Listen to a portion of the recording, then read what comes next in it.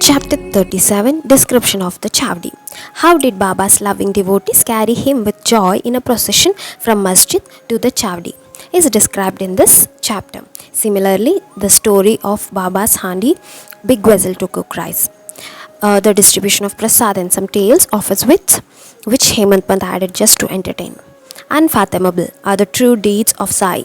Blessed is the course of his life, which continues an extremely difficult woe, which is like walking on a razor's edge. Sai's life is unfathomable and deep as ocean. Who can aptly describe his ineffable nature? All males were his brothers and females were his sisters and mothers. He was a perfect and perpetual celibate. May the understanding we reached in the pious company remain with us, undiminished until death. May our desire to serve him be abundant. Many people fight for the joys of heaven. The extol heaven's greatness. Unrighteousness, conduct, ignorance, anger, hatred, etc. are the chain which fetter us to death. Those who can completely overcome them only can enter heaven. In this heavenly state, there is no fear of disease, no worries, problems, pains, and no hunger or thirst. None has fear of old age. Of what use is a place where the devotees do not listen to and recite God's and Guru's stories or dance and sing to worship God? The knowledge acquired about the union of Brahman and Atma is permanent and the means for achieving the very best. The human world is its better place than the heaven. Surrender to Guru with the pranas, the body, speech and mind, etc. The questioning intellect should be merged in the Guru, totally dependent on him. The greatest fear in the world is that of death. To escape from it, hold fast to Guru's feet. Adorn the forehead of the Guru with sandalwood paste of pure love and offer him the yellow garment of your devotion. He will show to his devotees that which pervades the universe. Offer him the throne of firm faith, decorate it with right sattvic emotion, bathe him with the tears of joy, then he will be pleased. Put around his waist a girdle of devotion and make him your own. If one fails to destroy the seeds of karma, then another birth is certain.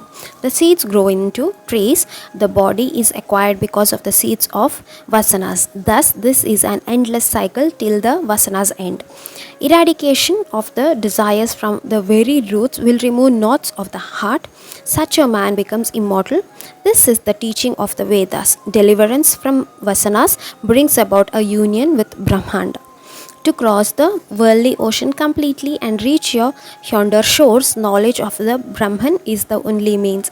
Having full faith and absolute patience is the manifestation of Uma and Maheshwar, the Lord who pervades the universe, will not be visible in your heart till he lays his hand of mercy on your head.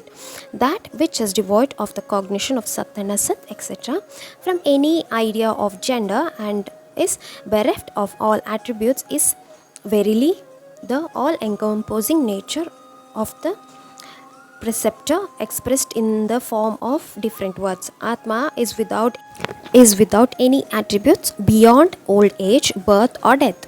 It is ancient and eternal. It is all-pervading like sky. The devotee who is detached from the bondage of all desires and deeds and from the body and home is blessed one in this world. He who has Sai only has his object of vision, sees no place which is devoid of Sai. One who hears only Sai speaks of nothing but Sai, inhales only Sai's fragrance, savors only Sai's name on his tongue, and to whom Sai is smiling visage grants the purest of happiness. Blessed and fortunate is he who has savored the nectar of his words. Sai is the store of our well-being and the source of our peace and happiness. He was ever alert within. One becomes intelligent on account of practice in the past. Without studies, there will be no purification of mind, without which the acquisition of spiritual knowledge is really unattainable. The mind needs to be purified, then only can self-realization be achieved. So long as the stage is not achieved, do not give up devotion to God. One whose conduct is always correct and good, one who eats just enough to sustain his body and is not attached to home or wife. Such a person is blessed and a sage. The devotee chants the Guru's name. Even the Guru then remembers the devotee. Baba says lovingly, "You are responsible for your actions. For me, I constantly dwell upon you."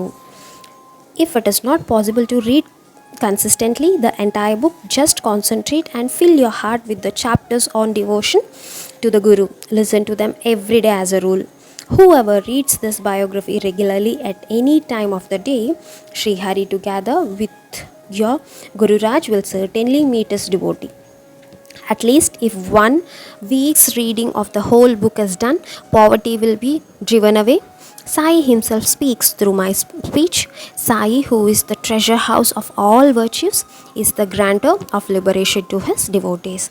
His story destroys all the sins of Kali Yuga, so the listeners should hear them.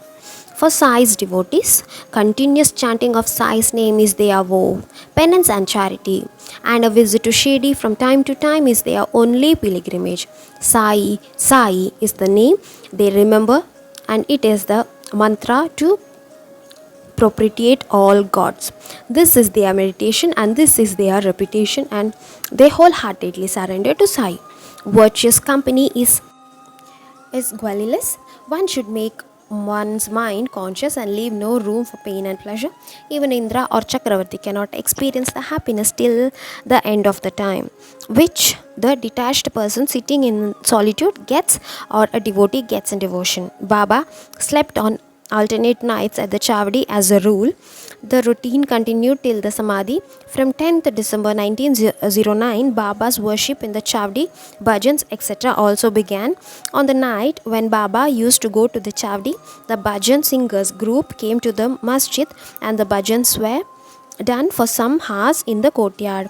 Behind there was the beautiful decorated chariot. To the right was the small pedestal in which the sacred tulsi was planted, facing which Baba himself sat. The sound of the bhajan swelled on the waves of the various instruments played by the devotees such as tal, chipli, mridang, kanjari, dol, etc. Sai Samarth is the lodestone who, by his strength of the powers of attraction, charges the devotees like iron, filling at his feet without their knowledge. The torch bearers would light their torches in the courtyard. The palanquin was decorated there itself by some. At the gate stood the staff bearers ready for the proclaim salutation repeatedly. At the road crossing there were arches, garlands and bunting, and the flags flew high in the sky. The children were dressed in new clothes and ornaments. Many rows of earthen lamps around the masjid brightened the area. At the entrance of the courtyard, the horse Shamakarna stood fully caparisoned. In the meanwhile, Tatya Patel would come and sit near Baba. Though Baba was ready, until Tatya arrived, he would remain seated in his own place waiting for Tatya's arrival. Until Tatya made Baba stand up, putting his hand under Baba's arms, then only Baba made ready to go to the Chavdi from there. Tatya addressed Baba as Mama. Such was their reciprocal love. Baba would be wearing his usual kafni. He would place his satka under his arm. He would carry the chillam and the tobacco and throw a cloth on the shoulder. When Baba was thus ready, Tatya would drape a beautiful zari embroidery cloak on his body and head, properly covering him. Sai would extinguish the lamp that was burning there with his right hand. Then he would leave for the Chavdi. When Sai set off, all musical instruments started playing. Fireworks were lit, and some played the horn, some blew the large brass trumpets, and some played the drums and cymbals. The mridang and the veena clanged amid the loud shouting of Sai's name. In keeping with the bhajans, the men and the women walked in rows, holding banners that had eagles imprinted on it. Congregation moved, dancing and jumping with joy and singing bhajans. On both sides of Baba stood devotees. They folded their shawls and cloths and spread them on their way like carpets. Tatya held Baba's left hand while Mahalsapati held his right. Bapu Sahib Jog held the umbrella as a canopy over Baba's head. In front was the richly decorated horse called Shamakarna, and the bells jingled on his feet when he walked ahead. The musical instruments and the gongs played. Thus, with the singing sound of the Lord's name, Baba's procession moved towards the Chavadi. While going towards the Chavdi, Baba stood full of delight, moving his right hand up and then bringing it down, on and off at the time. Kaka Sahib Dikshit, taking flowers in the silver platter, showered on Baba on and off at the time. The villagers came for Baba's darshan. At the time, Baba cast of countenance emitted a reddish glow. Sometimes it was a beautiful golden crown, sometimes a lovely turban embroidered with gold and bejeweled tuff, on which stones of a plume or feathers. Around his neck were diamonds and rubies. On the forehead was drawn a vertical black line of fragrant musk. And as per the tradition among the Vaishnavas, the round black tilak was also on the forehead. The purple velvet cloak, fully embroidered with zari, was placed on his shoulder, and if it slipped, it was immediately gathered together on both sides by the special devotees.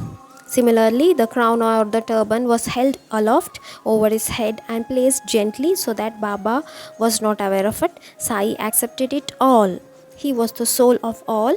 He knew everything, but he was deliberately kept quiet by considering their love and affection. The umbrella over Baba's head moved in a circle on its supporting sticks. After the arrival at the Chavdi, Babu Sahib washed Baba's feet with great love. He applied the saffron paste to the hands and offered betel leaves in Baba's palms. Tatyaba helped him to be seated. Thus Baba grazed the seated, leaning against the bolster. Madhavrao crumbled the tobacco into the powder and prepared chillam and passed it into hands of Tatyaba. Tatyaba took the first puff. After that, the tobacco was ignited, and when the flame appeared, he placed it in the Baba's hand. After Baba's first long pull, he gave it to the devotees. Then, in the circle coming to every devotee, Shama and Tatya used to give it to everyone. Fortunate was the inanimated object, such as the chillam. The living, could not be compared in the service of that in rendered. After that, Jog, taking 5 wick lamp in his hand, would wave it over Baba one by one. All the devotees prostrated with eightfold obeisances, surrendering to Baba, and then left for their homes. When Tatya took Baba's permission to leave for his home after offering chillam, attar and rose water, Baba used to say, "Take care of me. Go if you are going, but during the night, from time to time, inquire about me."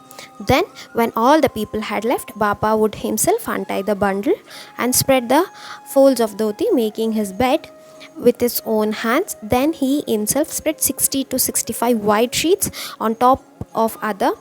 Then he slept on them. Om Shri Sainataya Namaha.